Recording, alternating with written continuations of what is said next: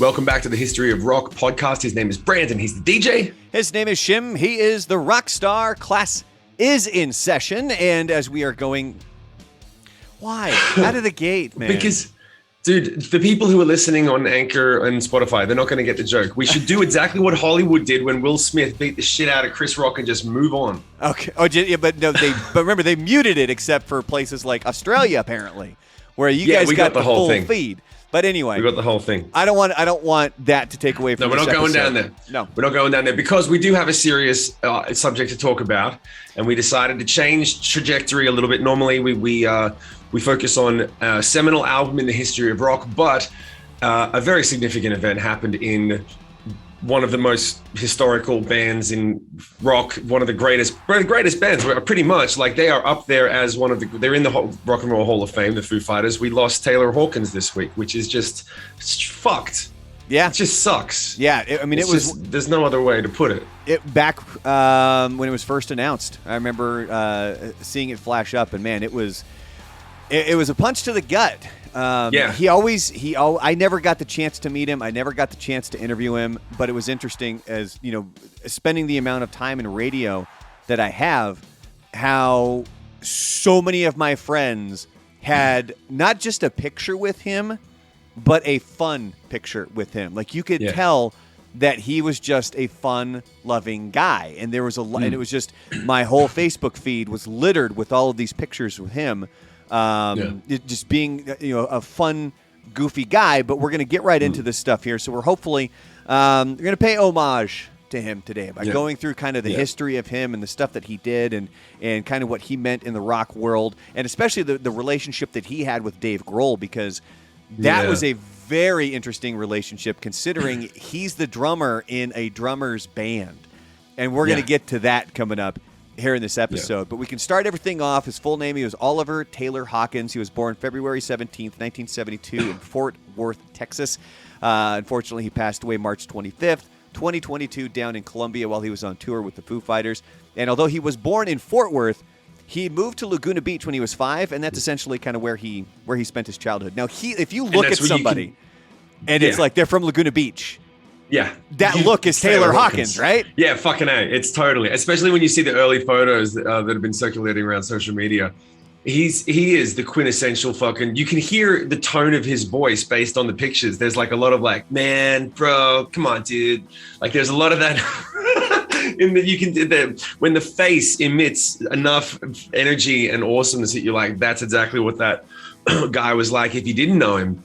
And apparently when he was 10, he admits that when he wasn't very good at a lot of things when he was 10, at school, at sports, and he'd say he was okay at baseball. And in the summer of 82, which is the year that I was born, he was trying to learn the guitar, but it felt too much like school, which is exactly the same reason it took me 3 times to pick it up. The 3 times I went and did guitar lessons 3 times, and on the 3rd time I started learning songs by bands that I liked, and I got it. But it feels like school. And the reason that I started playing drums was just because drums are fucking cool. And it's exactly the same thing. As soon as you figure out how to just lay down a beat, you're like, well, that's it. I can play drums. And then that's it.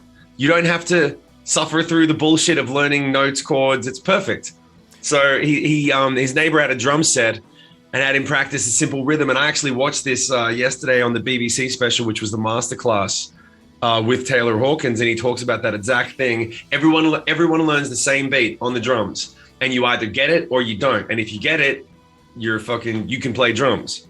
So like, it was awesome. That's going to be coming up in the continued education portion of this podcast, by the way, when we get to the end, where that master class, I thought it was brilliant. Yeah. Just it's like 40, almost 50 minutes just sitting down with Taylor Hawkins, going through a whole bunch of different things. And if you go watch that, you'll notice a lot of that information is here in this podcast. And one of the things that he had mentioned when he was younger, his first drum set was really kind of pieced together as he was able to find something, or if somebody had call a it a Frankenstein. It's a Frankenstein kit. Yeah. Like, he even That's admitted, what they call it when they start. Yeah. He bought his cymbals from a Sears catalog. So that's so dope. Do you have any stories like that of an instrument? Yeah. Or I made it out of a trash can lid. I had a metal trash can lid was my first cymbal. I mean, don't get me wrong, it wasn't a real drum kit, but when I was learning how to, like, before I'd actually figured out, I built my first, I forgot about this. I built my first drum kit out of pots and pans in the kitchen. And it drove my dad insane. He was like, you can do this for like an hour a day when I'm on the other side of the house working on something, and you keep it in the kitchen and I stay over there but otherwise you can forget about doing this. Like, because all I did was just smash shit against other shit. And so, but I remember when I started to get creative with it, I got a broomstick, and I just sort of like taped with gaffer tape, of course, and it would fall off. Like, I get to hit it like 2 or 3 times and then it would spin and fall off. But it made a really cool kind of sound, like a cymbal. And it was, and I was like 10. Have you ever thought about revisiting that and including that in an album? I've used a trash can several times on records. 100%.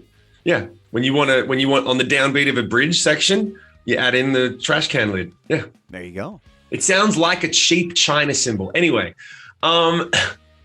so his two first major influences, and this is the thing I was going to talk to you about as well. One of the things that I love about drummers, especially really good drummers, he says that his first major influences were Roger Taylor from Queen and Stuart Copeland of the Police. Now, both of those bands have very specific drum styles. The layman person who listens to music in stereo, basically most of the people who might be watching this, right? People that don't necessarily hear how the drums work with the guitars and the bass and all the nuances and stuff. They just hear the vibe of the song. You can listen to a singer and go, that singer is clearly influenced by Eddie Vedder. That singer is clearly influenced by Queen. You can hear the influences in a singer because that's the thing that you listen to. Most people can't hear what a drummer might be influenced by. Like there are so many drummers who were influenced by Matt Cameron, who we actually discussed a little bit in a past episode of, it was the last episode of The History of Rock when we were talking about Bad Motorfinger and Soundgarden. Yeah. And his drumming style, it was copied by several bands, same as Incubus's drummer. I copied Incubus's drummer. I think his name was Jose. I forget the guy's full name. Drummers will talk about this shit till you just want to fucking kill them. They will not stop talking about, did you remember that thing that this drummer did in that record? And it's like, but it's this closed circuit discussion that drummers have where they're like, oh yeah, and you remember when like they're talking on the Soundgarden record, there was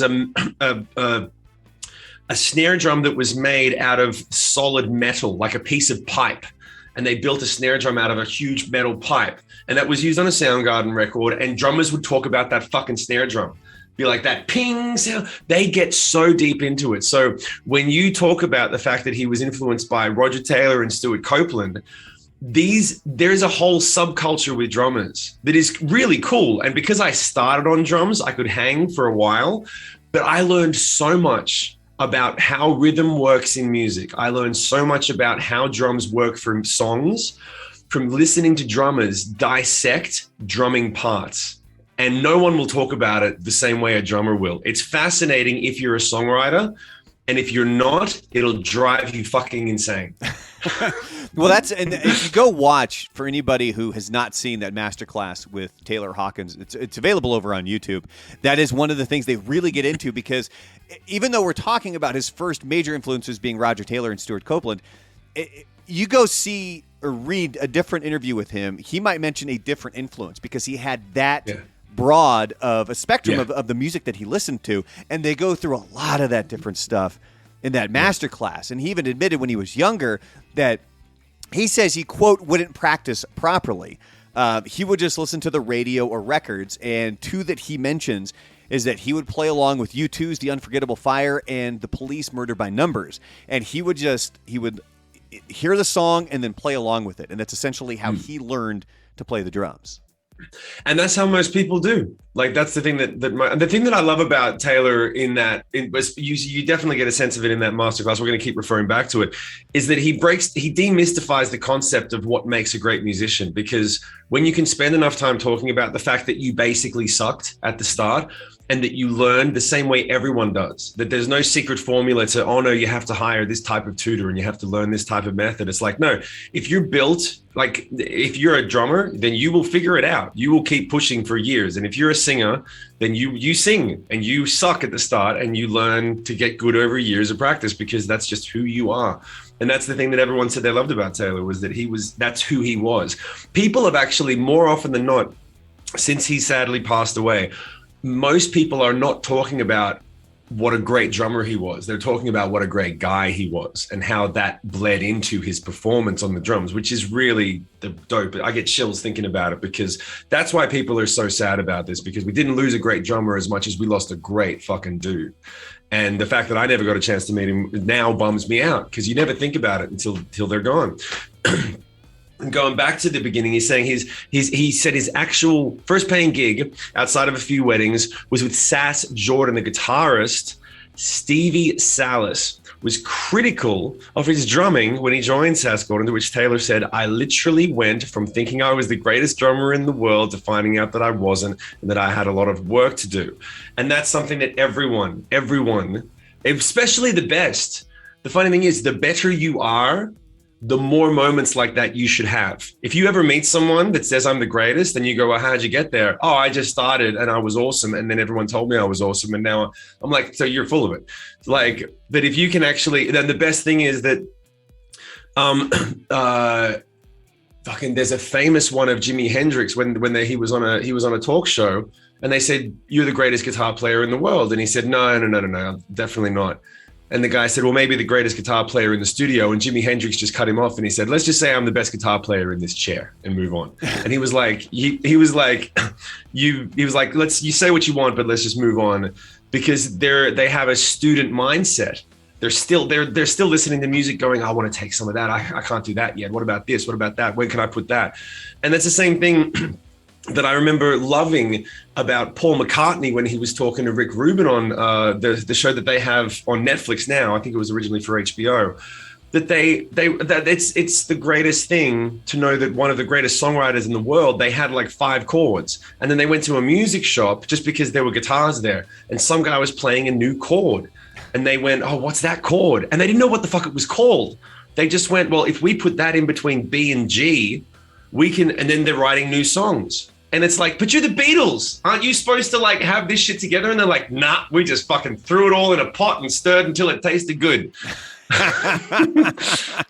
Well, his first kind of major success, as most people now at least should know, is that he ended up, he was the drummer for Alanis Morissette. A manager introduced him to her. He was given an audition tape, and the first song that was on that tape that he auditioned with, it was "You Ought to Know," which leads me to a story about myself. Honest to God, it was up until a few years ago. It's 2022. It was probably 2018, maybe 2019, when I found out what she was singing about. And no, I don't mean the dude from Full House, but the line, "It's not fair to deny me of the cross I bear that you gave to me." I legitimately thought she was singing about like a stuffed animal, a cross-eyed bear. Oh my God. I swear to God. I thought that there was like her and Dave Coulier were at a carnival, and he won her this cross-eyed bear from a carnival game, and she was pissed because it's not fair for you to deny me the cross-eyed bear that you gave to me. Like, you gave it to me, you asshole. You really thought that was it? You can't have really thought that was it. I legitimately thought that was it. Man. Yeah, damn near. Up until I was almost 40 years old, I believed that. Quite frankly, I still think there's a little bit of truth to it. I think that it's a perfect example of how people hear different things, but it'd be one thing if it wasn't one of the biggest hit singles of the 90s that people talked about and labored over, what does this song mean? And at no point in any other interview anywhere in the world did anyone say, "Man, that cross-eyed bear line really made the radio pop." No one said nothing about a fucking googly-eyed bear, but you kept it in your back pocket for over a couple of decades. Oh, I did. Like, and when we talked, this is when I was on the morning show when this all kind of like broke loose, where I was like, no, like we argued about it, and I was like, oh my God, like she's not singing about a stuffed animal. I want to know how long it took for you to realize you were wrong. How long did you have that fight? Oh, it was really quick. I was like, oh, I'm wrong. And then on top of that, we had other people call up, and they were like, up until Brandon admitted what it was, we thought it was the same thing. Like there was people that legitimately thought the same way as I did. There's a subculture of people. There's a cross-eyed bear subculture community of people that were too ashamed to admit that she never went to a carnival and never lost a cross-eyed bear. Yeah. A cross-eyed bear. Trust that me, is I've specific. wanted since then. I have wanted to get T-shirts done that have a picture of a stuffed bear with crossed eyes. That should be the first history of rock. That's the first history of rock merch. That's it. Who, in the comments section, let us know who would buy a cross-eyed bear T-shirt from the History of Rock podcast merch store. That's the first merch design for everyone. All right, making a note. You can get to the next point there, buddy. Awesome. Thank goodness. So, all right, going back to Taylor. In memoriam. Going back, Dave Grohl. He made the first Foo Fighters album by himself. For anyone that doesn't know, the first Foo Fighters record was all Dave. The band wasn't put together yet. The second album, The Color and the Shape, which is my favorite record by the band, was recorded by Grohl. He wasn't happy with the drums, so he re-recorded the drums, which caused tension in the band between Grohl and the Foo Fighters' first drummer, William Goldsmith. Grohl did not fire Goldsmith. This is all covered very heavily in the Foo Fighters documentary, if you want to go and check that out. He did not fire Goldsmith. He just told him that he wasn't ready to make a record. Goldsmith wasn't fired. He left the band, which I can understand, even though it's kind of a stupid move. Like, really, you quit the Foo Fighters? Like, come on. But anyway, hey, live and learn. But that did pave the way for the fact that now the drummer of the Foo Fighters is and will always be Taylor Hawkins. And that's pretty cool to be able to say that you're in the band with Dave Grohl and be like, no, but I'm the drummer. And he went through that in the section that you're probably going to talk about next, but going actually through the band and saying, yeah, you're in the band with one of the greatest drummers in the history of rock, and not bitching out and stepping up and saying, all right, I got to be a better drummer than and you're already in Alanis Morissette's band. And you're like, well, I'm going to have to be better than that. Yeah, and we're going to cover this pretty at length here in this episode, because that is really one of the underlying themes of their friendship as well, is how Taylor Hawkins was the drummer in a drummer's band. And we're going to get to that more, but there was an interview that was done where they asked him, Hawkins, how he became the drummer of the Foo Fighters. And so in his own words, here's the way that he explained it. He says, I was a huge fan of the first Foo Fighters record. I'd met Dave a couple of times on the road, and we'd become sort of friends. I was driving with my girlfriend at the time, and we were listening to K-Rock in Los Angeles. I heard William had departed, and they were looking for a new drummer. I scrambled to get Dave's number and called him. I said, I heard you guys are looking for a drummer. And he said, well, do you know any? I thought Alanis wanted to go in a more laid-back direction, and it seemed like the right time to make a jump. Alanis didn't need me. I basically said to Dave, I'll play drums for you. And we jammed a couple of times. I remember I was at home watching Showgirls with my girlfriend when Dave called to ask if I wanted to join. Of all the things to add in, the Showgirls reference. I know, right? But that's got to be one of the best calls in the world, right? Well, I heard that he literally, and maybe this is, where did you get that particular quote from? Because I heard in the masterclass, he basically called Dave and said, I'm your drummer.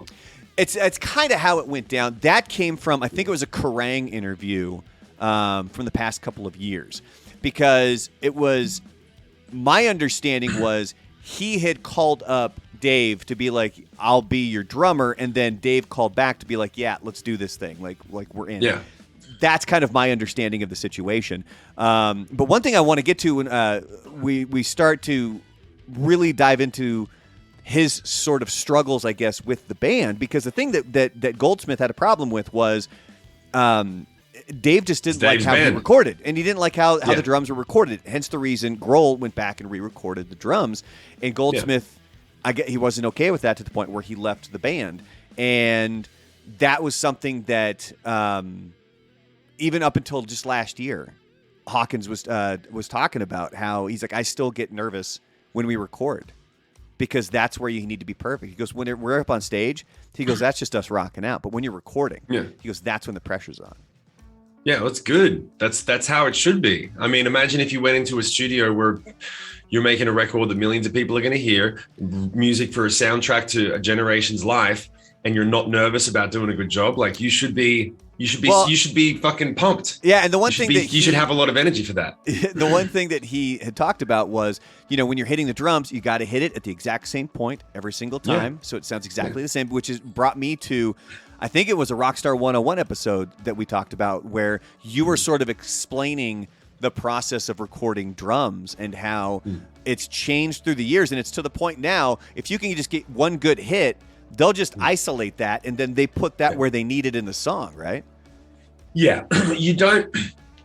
The thing this is the funny thing, I can tell the quality of a drummer now that I meet based on how they talk about drum machines. Because if you meet a drummer that's like, man, drum machine can't replicate a drummer. I'm good at programming drums. Right. I'm not you. There's only a handful of things that I do good. And this is a good piece of advice for anyone watching. If you're good at doing something and you are, and you've been doing it for 20, 25 years, then just say, I'm good at doing this one thing, because God knows you're going to suck at 95% of the rest of life. Enjoy that 5%. So anyway, I'm good at programming drums. I'm good at it because I've done it for a long time. And I used to play drums, so I know where shit's supposed to land, and I've studied drummers, and I come from that place. If you meet a drummer that's like, drum machine can't sound as good, I'm like, it can pretty much. It can. The only time that it can't is if you have a drummer who plays well enough that you can actually hear their spirit and their style, and they have a voice on the drums where their parts and their choices of what they play affect the song. But the Dave Grohl said it best in the Foo Fighters documentary. He actually went through like a minute-long explanation of why the drums weren't working on the color and the shape. He said, I have a pretty good idea of where the root accent beats need to go to complement the guitars to best support the melody. And then he just cut himself off, and he's like, basically, I know what the drums need to sound like. And I'm like, yeah, drums need to sound a certain way pretty much all the time to support the song the best. Mm-hmm. The way that you play the drums, the way the snare or the kick drum is a little behind the beat or a little ahead of the beat to give it a feel, to give it a sense. You can program that stuff, but then there are choices with fills, choices with cymbals and things that can really add some color. And Taylor was a prime example of a drummer where when you heard, when you hear him play on a Foo Fighters song, it's Taylor, versus when you listen to Color and the Shape, you can hear Dave. Dave hits more meaty and different. Taylor has a different kind of finesse. You can hear it in the records. You can hear it on Chad Smith from the Red Hot Chili Peppers. If he starts playing a beat, you can hear, oh, that's Chili Peppers. That's Chad Smith. He has a style and a voice. But there's only a handful of drummers in the world that have that fucking voice. Like, I met them. I've worked with a couple of them, and they're amazing. But everyone else, not so much. Like, you can program that shit. So when it comes to that type of thing, the idea of, and drummers will be the first, most people who are good drummers or that want to be good drummers, Taylor had a good example of this. When they went to record the first Foo Fighters record with Taylor, he humbled himself and said, hey man, I'm not a studio drummer yet. I'm a live drummer. I've been playing live. I got, 15 years of experience playing live since I was 10. I don't have any studio experience. Why don't you play the drums again and I'll catch up? All right, be easy, because you're going to start stomping all over the stuff we have coming up here. Oh, sorry. I make a point. So I make a point of not reading all the show notes because I like to bring stuff up like this. But anyway. Okay, don't worry. We're going to get to all of that stuff. But first we want to talk about the first time you recorded. Yeah, so just read. After joining the band, one of the first trips with the Foo Fighters was to England. His first time recording with the band. They went to record at Maidavale Studios, Maidavale. And they performed Baker Street by Jerry Rafferty, Requiem by The Killing Joke, Drive Me Wild by Vanity 6, which was written by Prince. I did not know that. Okay. So that's my point. That. There's something, man, I even educate Jim on a daily basis here. So those are the first, that's why the History of Rock podcast is the best, man. It doesn't matter what you think you know about Taylor. We're going to find some shit. So that was the first time that he said that he really recorded with them, but the first album was There's Nothing Left to Lose, which had the song Learn to Fly. And like Shim was describing, actually, I think I got this point coming up here in a little bit, but so it has the single Learn to Fly. Now, on that single, there was a B-side of Pink Floyd's Have a Cigar. Hawkins actually was the vocals on that track, where Dave Grohl was on the drums. And then Hawkins also admitted, because I think somebody in one interview asked him, when was the first time you really felt a part of the band? And he said the first song that really made him feel like he was a part of the band was All My Life. And All My Life is a great example of that thing I was saying before, where you can hear the difference for me, All My Life is where the Foo Fighters, and keep in mind, in the documentary that the Foo Fighters made, they say that One by One, that record was when they really crossed over. Everyone knew the Foo Fighters, but that was when they sort of were like, okay, you guys you're in the ethos now. You're going to be a legendary band as opposed to another band. And isn't it funny? This is an interesting point. Coming off your notes, thank you very much for helping me flip-flop on this. The first time that Dave Grohl sang on a song was a B-side to a Nirvana single that was called Marigold. And that was a song that Dave had written. It wasn't a cover, but the first time that Dave Grohl sang on a record, lead vocals, was on a B-side for a Nirvana song. And now the first time Taylor sings is on a B-side for a Foo Fighters song. So that I think that Dave and Taylor probably had a massive amount of empathy for each other coming from working with, because one of the first things that Dave said is like, when it came to being a frontman, crossing over into that thing was like, Kurt was one of the greatest songwriters and frontmen ever. And he learned so much from him, and he was kind of living in his shadow, or felt like he was living in his shadow at the beginning stages of Foo Fighters, because he was coming out the front. He was like, I'm going to transition. And now Taylor's going from that same thing of transitioning from being a guy who's a drummer in a solo act versus you're the drummer in a band with the fucking best drummer in the world. Like, it's a huge amount of pressure. And that's something that even, because as we're recording this episode, the plan was after we wrapped up Soundgarden Bad Motorfinger, we were going to switch over to Nirvana's Nevermind. Like those, yes. And so instead, unfortunately, with Taylor Hawkins passing away, we're doing this episode. So next week, we are going to do a deep dive into Nirvana's Nevermind. Oh, and we're planning, this would be one episode. Usually we're in two parts. So this will be one, and then we'll split Nirvana back into two parts like normal. Yeah. So, but going back to what I was actually doing a little flip, because you interrupted me, I screwed it up. But what I was doing is I was leaning into my next part of the notes, which was that Grohl and Hawkins, they would talk about their friendship. And because I remember I came from empathy about how the reason they must have had so much empathy was because they would talk about their friendship, how when they first met, they clicked, and Hawkins was quoted as saying, the day we met, it was like long lost brothers. And you can see it in the history of what they had done before they met, and then their friendship and how they would speak when they were on camera with each other. They look like brothers. They look like they'd been knocking around since they were 5 years old in the backyard in the same family. Like they had that relationship, and that's, and so I can only imagine how fucking cut up Dave is, especially over this. But moving on, Brandon. With as much as I've really been watching over the weekend since this news broke, I mean, your brain really goes there. Even more so when you look up interviews, they were always together. It felt like that. There's interviews, and it's the two of them together. Now, granted, there's other parts of the Foo Fighters, but they were kind of the driving force out there, at least the most present in front of the cameras. But so going back to There's Nothing Left to Lose, when they went into the studio to record it, Hawkins, he said he felt a ton of pressure on being a drummer in a Dave Grohl band, which is something we've talked about a lot already in this podcast. He said that it needs to be, his quote, top shelf. But he also said that the pressure didn't necessarily come from Dave Grohl. It was really him wanting to be his best.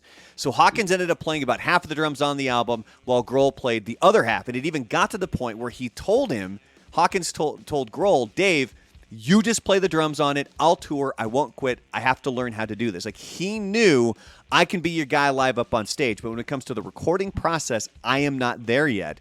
But then even after that, they split the duties on that one. From there on out, he was the guy. He was the one that recorded all of the drums for the Foo Fighters. And he even admitted it was just last year on Stern that I mentioned earlier that he still feels antsy when they would record new albums because of that pressure, because of, you're the drummer in the drummer's band. But I think that the cool thing is, especially with Taylor Hawkins, is that he's not known as the drummer in the drummer's band now. He's known as one of the greatest drummers. He was able to elevate himself to that. And I think that his relationship, the relationship between Hawkins and Grohl, and how they sort of really leaned into that, because that was a question they had to have gotten every single interview. Like, anytime somebody asks Taylor Hawkins, it's like, hey, so you're the drummer in the drummer's band. Like, that had to have gotten so old so fast. But rather than getting frustrated, rather than getting upset, they leaned into that thing, man. And I think that says a lot about them. It says a lot about their relationship. And I think it says a lot about one of the reasons why the Foo Fighters are considered just like in general great band at this point, because it's not just the music, it's who they are and their personality behind it. Well, I think something that I think a lot of people probably don't think about, but it stands to reason. If you just go back to the thing that we referenced 10 minutes ago in the podcast, Dave was calling Taylor to say, do you know any drummers? And the only reason that he didn't call him and say, be in my band, was because he was in a previous band. He was a fan of Taylor Hawkins from the beginning. Yeah. He was a fan of his drumming. And I'm sure that Taylor... He honestly didn't think, he's like, there's no way that this guy would leave the gig he has now, because it's a sweet gig. And that's the thing that people forget about, Dave Grohl is Dave Grohl, but he's still just a dude. And he's been self-professed on interviews saying, I'm just a dude writing songs. I can't believe how lucky I am. Nothing's changed in 25 years. I'm still just sitting in my room making my songs, but we play in front of stadiums. So it stands to reason, like, you want your band to be great. Taylor's the guy that you want. But of course, you're going to go, well, he's in the biggest band in the world. Foo Fighters were just another band at the time. He's not going to quit that job to come and join my little band. Not realizing Taylor's looking at him like, dude, I worship your fucking drumming and your records. You're a hero of mine. So there was a genuine mutual camaraderie, and it makes sense when you go back to the point that Brandon was just making about there is nothing left to lose. Taylor went to Dave and said, I'm out. I'm out of the recording thing. You do this. Let's do the right thing for the band. I'll be on tour and I'll step it up. And Dave, he actually said in the BBC masterclass, he said, Dave basically kind of walked me through it. He basically took me by the hand and said, listen, I'll teach you how to track the drums. Like, you just need a little bit of time and a bit of guidance. So he said, like a brother would. He was like, here, I'll walk you through it. And he got him through the first half of the record, and then Dave took over the second half. And then that was it.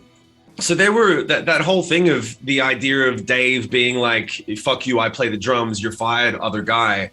No, he just, like, he wanted what was best for the band, and they had the love and the camaraderie. And truth be told, I bet most people don't think about the fact that how cool would it be? Anyone else in the world, think about it for a second. If you had Taylor Hawkins in your band, you'd be fucking stoked. Why wouldn't Dave feel that way too? Yeah. I'm sure he loved having Taylor on the fucking drums, man. You know, like, Taylor was the shit. So yeah, it stands to reason. So let me see. We got back in 99 on the Howard Stern show, Grohl told him that he would never throw Taylor out of the band, and that if he did, he would give Stern $25,000. That's a cute one. This is right where I stopped reading the notes. So everything from down here is a surprise to me. And he ramped it too, because he started by saying, I'll give you $10,000. And Stern's like, there's no, he goes 25 is where he settles on, to be like, look, this is how important he is to the band. I'll give you basically $25,000 if I kick him out. And then it was in a later interview where the Foo Fighters were performing on Stern, and Taylor was talking about the first time he met Axl Rose, because it was right when they were talking about the pressure of being in Dave Grohl's band as the drummer. And the first time he met Axl Rose, Axl said, what's it like being the drummer for the greatest drummer in the 90s, or of the 90s? Yeah. Yeah. And he's like, that was the first time I ever met Axl Rose, and that's what this dude's asking me. So again, it takes a lot to be able to really lean into this concept of the drummer and the drummer's band, but the way that they were able to play around with it, and they were able to find humor in it and have some fun with it, and just in general be great when it comes to that aspect of it. It says a lot about them. Well, it gives you a good insight into the fact that it's natural to feel pressure and a lot of energy about it. But the definition of who the person is how they handle it. And one way is to go, yeah, I'm freaking out, this is too much. And the other one is to go, I can't believe how lucky I am to be in a band with one of my favorite dudes, plus a guy who's great at the drums, plus a guy who writes great songs.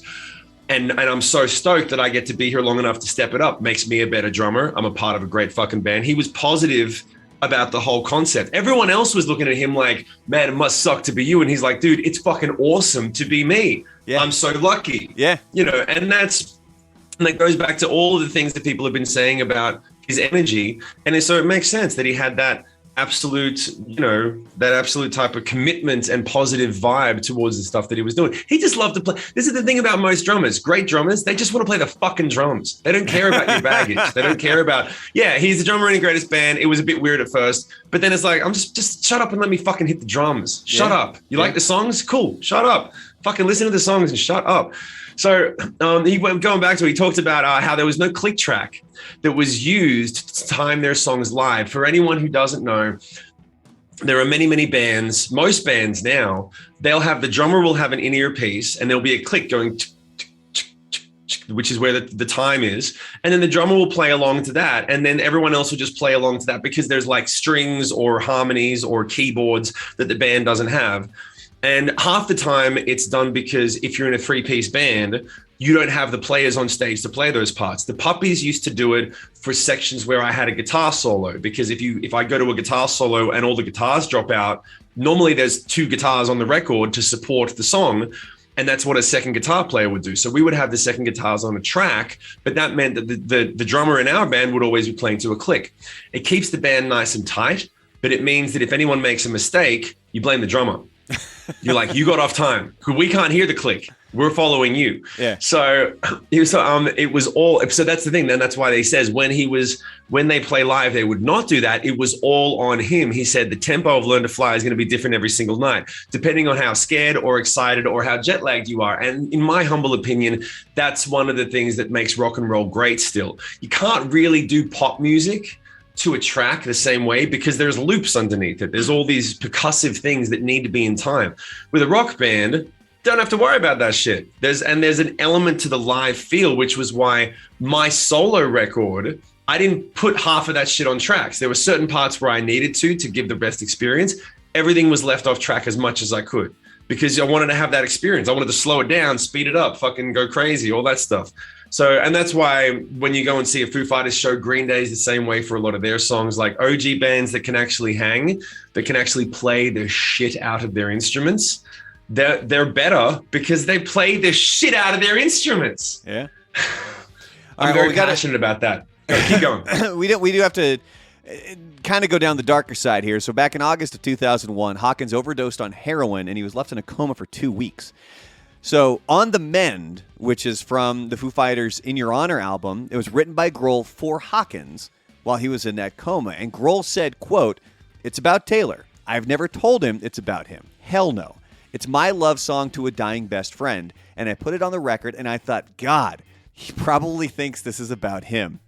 I don't want to fucking talk to him about that. I want to talk to him about other shit." And that's such a dude. Such a fucking guy, man. Quote, and that quote right there also really sums up the friendship of, like, let's go have fun. Like, I don't want to talk about this shit. Now, granted, there's certain things that you need to talk about, and we don't need to get into all of that right now, but I think it really sums it up where he's like, we're having fun doing this stuff. Let's focus on this. Let's go have a blast. You know what I mean? Yeah. Yeah, I think in today's day and age, there's not as much focus on that. Everyone wants to talk about all their shit. And I'm like, it's good to talk about the things that matter. And then after you talk about it, you should put it down and let people handle their business and mind your own and get back to doing what you do. Mm-hmm. And so that's my favorite thing from that movie. He said that when you can tell about the relationship they had. Taylor's in a coma for 2 fucking weeks. He wakes up after a heroin overdose. Dave looks at him in the hospital room and says, "Hey man, everything's going to be okay." And Taylor looks at him and says, "Fuck off." He's like, "Okay, cool. It's going to be okay." So are we breaking this up into 2 or are we going all the way through? We're powering through, baby. All right, so I'm going to say this, and then you're going to have to take 30 seconds because I've got to take a bathroom break. Okay. I should have gone before we went live. Okay, so here we go. Fine. He knew. Okay, so he knew as he got older. Oh shit, I did say I'm learning this with the audience. He knew as he got older that health was becoming an issue. He can't be out all night and then go play a 3-hour Foo Fighters set. So normally when you say that stuff, I'm the same way. I'm turning 40 this year, and I'm not shy about it, and I'm happy, and I'm in a good place in my life. So I'm happy to say it, and I feel exactly the same way. You can't do the same shit you did when you were 20 and 25, but there's an element where it comes across that he kind of knew he had some extra issues on top of it that were coming up that he couldn't handle at his age, or they're bringing him down. So yeah, it was coming up, And anyway, I got no point on that. Do me a favor, man. I've got to go. You've got to riff for 30 seconds. You're gonna have to I do it, can 'cause I can keep- sit here and riff. Just no, hurry no, up. I'm off the mic. This is what it's like working with Shim. Did he not hear? Didn't I say it at the beginning of the episode that we were doing this in one shot? Because normally for the history of rock, we split it into two. Now, we didn't know that going into this. I figured we'd be able to knock out a full episode, 30 to 40 minutes, and cover everything. But as I start to do the research on these albums, or like this episode where I start to do the research on Taylor Hawkins, I was doing this on Sunday with him, and it was just I had 3 pages like that out of nowhere. So we were trying to figure out how we were going to do this, but I really wanted to keep this one as one nice big piece for Taylor Hawkins. And I never got to personally meet him, but I sent out a message on social media just asking people, hey, if you have any fun stories or anything of running into Taylor Hawkins or getting to meet him, please share it with me. And I don't have any specific stories about that, but there's a lot of people who were basically saying he was just a good guy to meet. He was a fun guy to meet because I was a bit on the opposite side of this, as Shim being, more of the artist side. I come from the radio side. The interaction between bands and the listeners, it's very telling about who that person is or who that band is. Now, I always give everybody one off. Everybody's allowed to have a bad day. Like, I see people who are like, oh, this person was a dick. Okay, was that like the one time you ran into them? Maybe they were having a crappy day. Like, you need to allow them to have that. I haven't heard one single story from anybody about Taylor Hawkins being a dick. And it's not even just like, oh, he was just kind of cool. I was like, no, he was a super cool guy. Like, he was a fantastic human being just to be around. So going into the next thing here, so obviously he was, went from Alanis Morissette into the Foo Fighters. He did have some of his own projects. If you guys are looking to go listen to some other things, there was Taylor Hawkins and the Coattail Riders. They have a self-titled album that came out in 2006. Red Light Fever that came out in 2010, and Get the Money in 2019. He had guest appearances from Leanne Rimes, Roger Taylor, Brian May, Nancy Wilson, Joe Walsh, and Chrissy Hind. Hawkins had another side project as well that was called The Birds of Satan, and they had released an album back in 2014. And there's another project that he was working on that we're going to get to here in just a couple of minutes as well. That's amazing. I didn't realize any of this stuff. It is also some of the acts that he helped out and performed with. He recorded the drum tracks for Coheed and Cambria's Good Apollo, I'm Burning Star 4, Volume 2, No World for Tomorrow. He played on the track Cyborg from Queen guitarist Brian May's 1998 solo album. So so good to be able to live out those dreams. He sang backing vocals on the Queen and Paul Rodgers single Celebrity. And then he played drums on Elton John's song E-Ticket from his lockdown sessions. Oh, I didn't realize that Elton John had lockdown sessions. I was going to say, he stole your idea with the lockdown sessions. And it's funny. It was so unique. I believe it was when that song, Celebrity for Queen and Paul Rodgers, I got to interview Paul Rodgers as they were promoting that. Nicest damn guy on the planet. And what was even funnier is with his accent.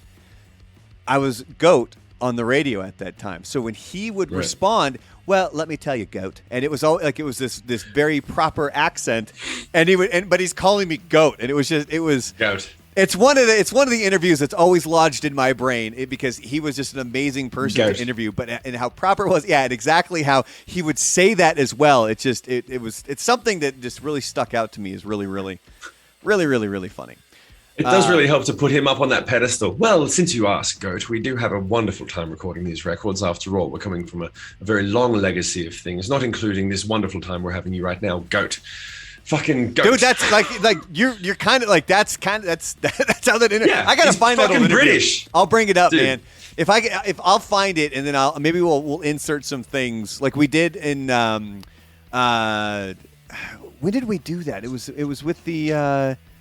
It was with the story with Jerry Cantrell and Dimebag Darrell. Did we put that in a Rockstar 101 episode? Oh, yeah. That was in a Rockstar 101 episode. Then forgot about that. I'll go through all those old interviews if I got anything good. But anyway. So there was another band that he was involved in. This was just last year. He got together with Dave Navarro and Chris Chaney to form the supergroup NHC.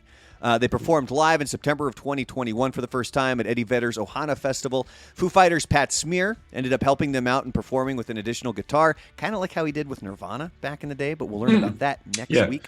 And then they did record an album, this group NHC, and it's supposed to be released this year. I don't think we have an official date yet.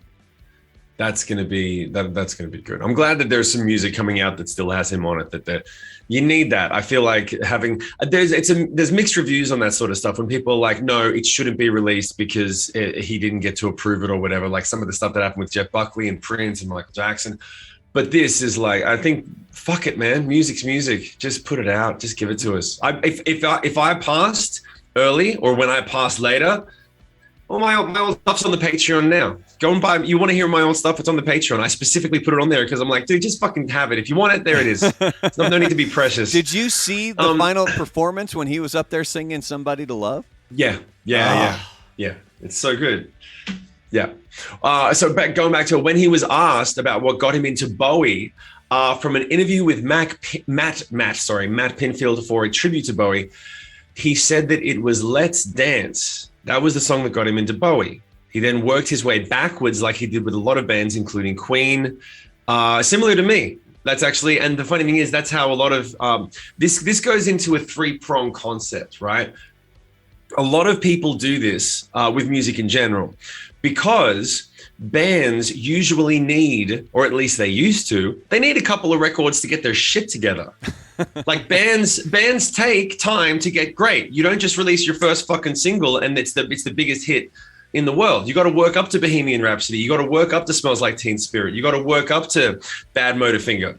Like, and name any record, the chances of it being like Guns N' Roses is one example. Name 10 more off the top of your head. Oh, right there. You just named the album right there. 10, Pearl Jam.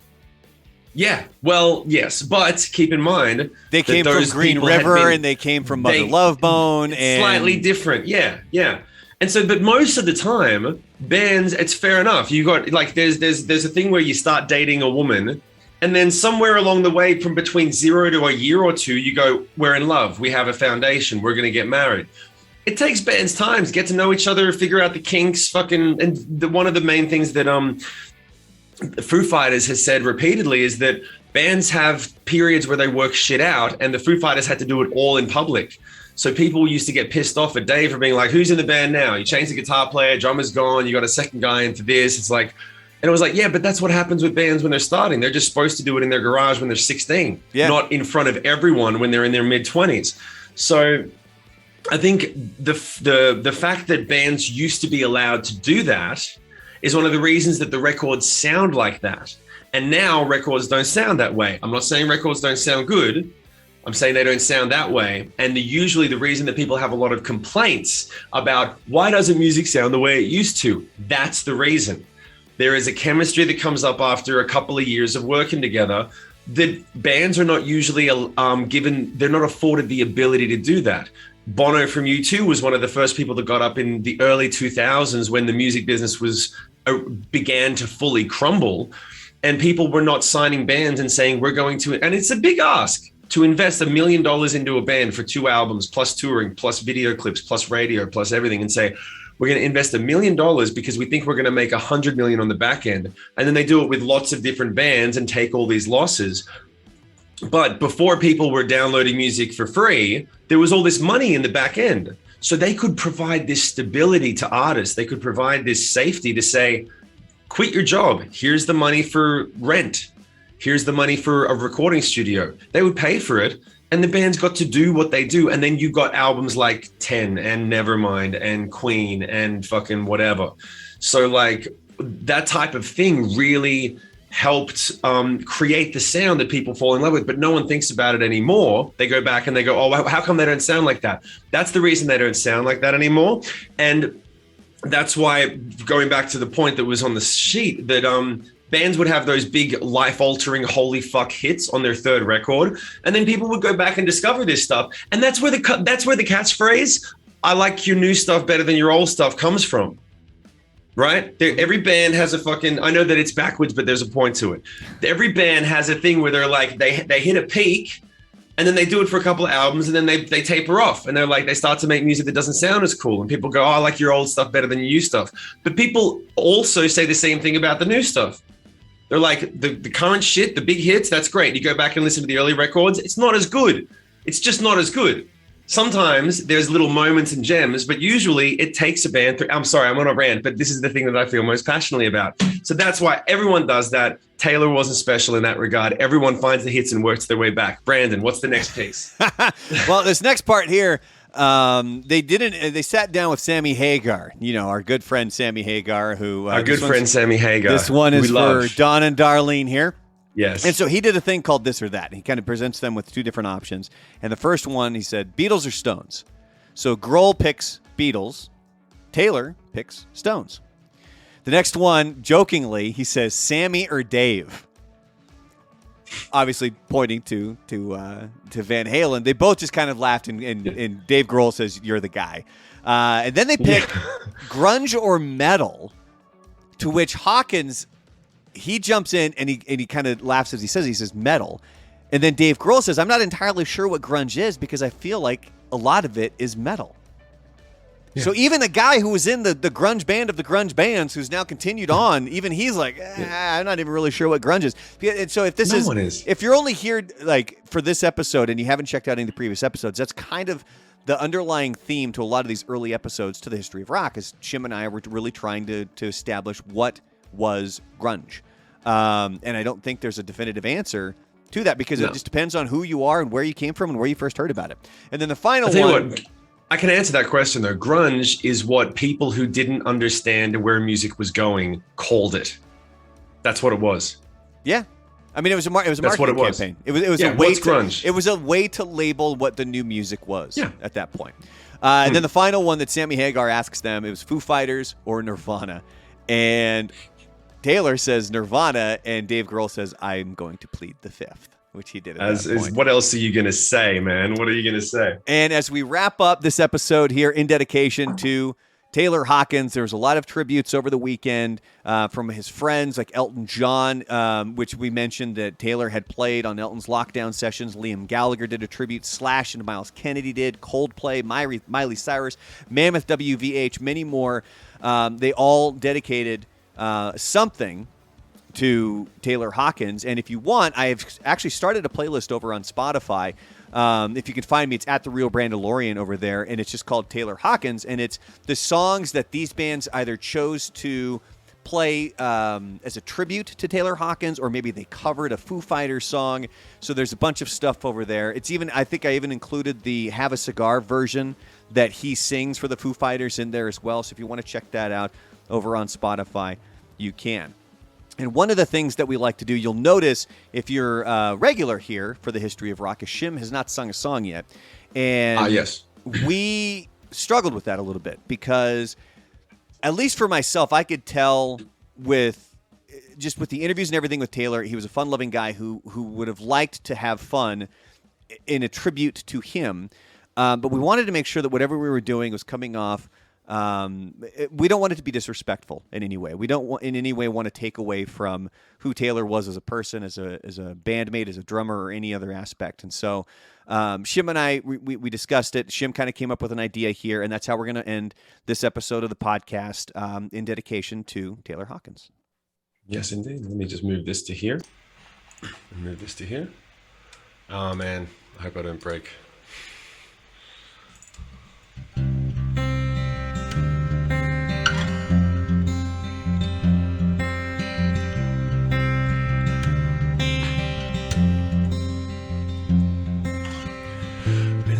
That you could have stayed with us forever. We all want to see you play this song again. The only thing that we can ask of you is keep rocking till we see you play again.